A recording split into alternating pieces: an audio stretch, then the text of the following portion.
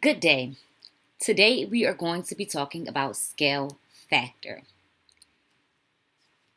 First thing I would like to say is, have you ever thought about how an airline company can take a model, a really small airplane, a hand-sized airplane, and create a huge airplane that looks exactly like it?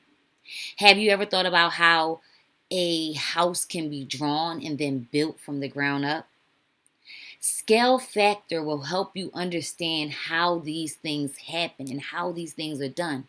It's almost like magic, but it's not magic. It's done mathematically and it's very, very easy. When you're thinking about these models and these actual figures, so like that model plane and that actual plane, or that drawing of the house and the actual house, you're thinking about similar figures.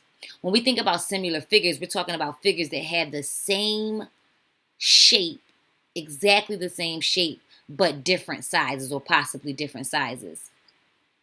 For example, I have triangle ABC here and I have triangle DEF. These triangles are similar figures, very simple, really easy way for us to get started and just, walk into this. You may already know this information, but I just want to do a quick review. These are similar figures, same shape, different sizes. If I was to go through, I see that AB matches to side or corresponds with, that's the proper term, side AB corresponds with side DE.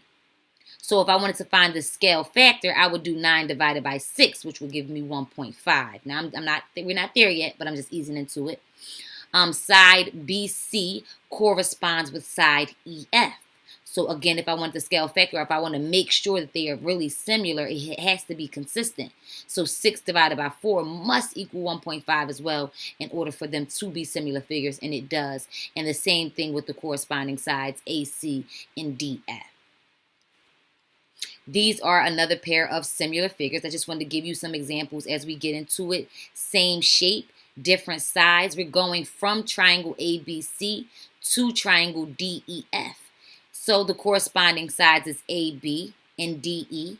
In order for them to get from 6 feet to 3 feet, they multiply 6 by 1/2, which is the same as dividing it by 2, and they got the 3 feet. And we could talk about this more if you need to follow up. We can talk about this. I just wanted to review similar figures. So now let's get into it. What is scale factor? I know you're wondering, what is scale factor? Scale factor is simply the ratio of corresponding side lengths. In lame terms, what you multiply it by to get the new side. What do you multiply the original side by to get the new side? Right? The scale factor is the number you multiply the original side by to get the measurement of the new side. Finding a scale factor. To find a scale factor is very simple. I've seen different educators talk about it in different ways. I love to use formulas because they're very concrete and they're very consistent. So if I am looking for a scale factor, I am going to divide the dimension of the new image, the corresponding dimension of the new image, by the old image, the corresponding dimension of the old image. Let's get into an example. So new image divided by old image. New image divided by old image. That gives you the scale factor. Example number 1. Henry painted a picture of his house on a canvas. The actual width of the driveway is 20 feet. You want to make sure you're underlining these key words, circling these key numbers. You want to make sure that you're doing this because it's very important, especially when you're dealing with word problems. And at this level, you are mainly dealing with word problems, especially on those standardized tests. So the actual, important word, the actual, right? Old image. The actual width of the driveway is 20 feet.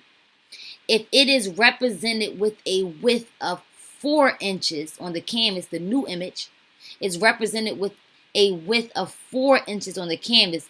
What was the scale factor used? Simply plug into that formula. We have scale factor is equal to new image, which is 4 inches, right? The dimensions from the new image, 4 inches, divided by the dimensions of the old image, which is 20 feet.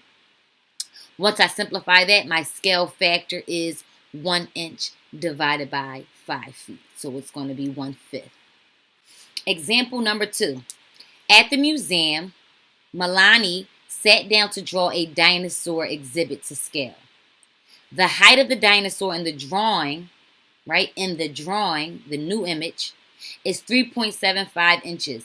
And the actual old image, you want to underline these keywords, actual height of the exhibit is 15 feet. What scale factor did Milani use to sketch the dinosaur? Remember, you need to find the scale factor. Scale factor is equal to new dimensions divided by old dimensions. So our scale factor is equal to 3.75, that drawing, divided by 15 feet, which is the actual height. We want to simplify that. That gives us 1/4. So that means our scale factor is 1/4. Or you can say 0.25, but you don't want to use that because you don't want to be multiplying by decimals. So just keep it in fraction form. So it's 1/4. Let's look at example 3. We're going to switch it up a little bit. They're going to give us the scale factor, and we have to find the new image. They're going to give us the scale. Example number 3. The distance between Janet's home and her office is represented on the map with a scale factor of 1 inch equals 5.6 miles.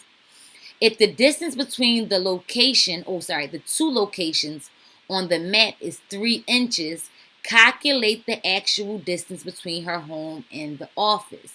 So let's go over that again. The distance between Janet's home and her office is represented on the map with a scale factor of 1 inch is equal to 5.6 miles.